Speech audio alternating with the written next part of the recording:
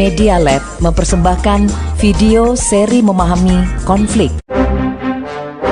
Bagaimana konflik kekerasan terjadi? 1 tahun setelah reformasi awal tahun 1999, masyarakat Indonesia dikejutkan oleh konflik kekerasan komunal bernuansa agama dan etnis. Konflik-konflik ini sangat mengerikan. Misalnya, dalam konflik di Maluku yang berlangsung dari Januari 1999 hingga Januari 2003, tercatat 5.000 orang meninggal dunia, sekitar 500.000 orang menjadi pengungsi, serta hampir 80% dari fasilitas dan bangunan rusak. Tahukah Anda, konflik ini hanya dipicu oleh perkelahian dua orang pemuda. Tapi mengapa konflik ini meledak dan sulit dipadamkan hingga 4 tahun lamanya, serta memakan ribuan korban? Marilah kita mengenali dan memahami konflik. Konflik kekerasan berkecamuk karena ada suatu peristiwa. Misalnya perkelahian, pembunuhan, sengketa, perebutan kekuasaan, dan lain-lain. Inilah yang disebut pemicu konflik. Pemicu bisa dilihat peristiwanya dan akibatnya. Tetapi ada faktor lain yang mendasar, yaitu akar konflik.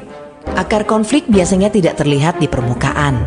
Akar konflik ini bisa berupa ketidakadilan, diskriminasi, korupsi, dan lain-lain. Selama akar ini masih ada, maka konflik sulit dihilangkan.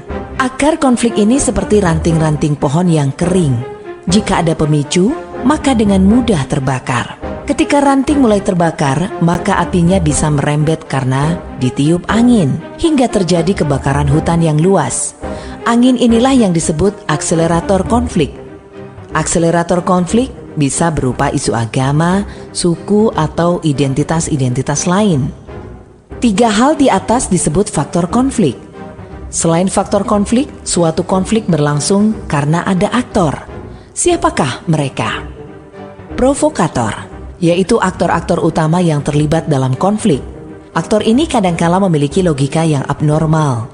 Logika yang abnormal ini biasa disebarkan dalam bentuk informasi yang distortif. Informasi yang bias ini nantinya mempengaruhi kelompok kedua, yaitu kelompok rentan.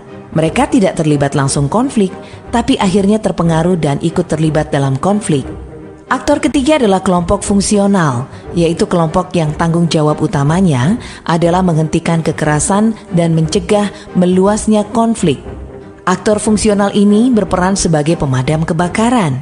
Jika aktor fungsional ini gagal atau terlambat memadamkan api-api kecil, maka pengaruh provokator akan terus merembet ke kelompok-kelompok rentan.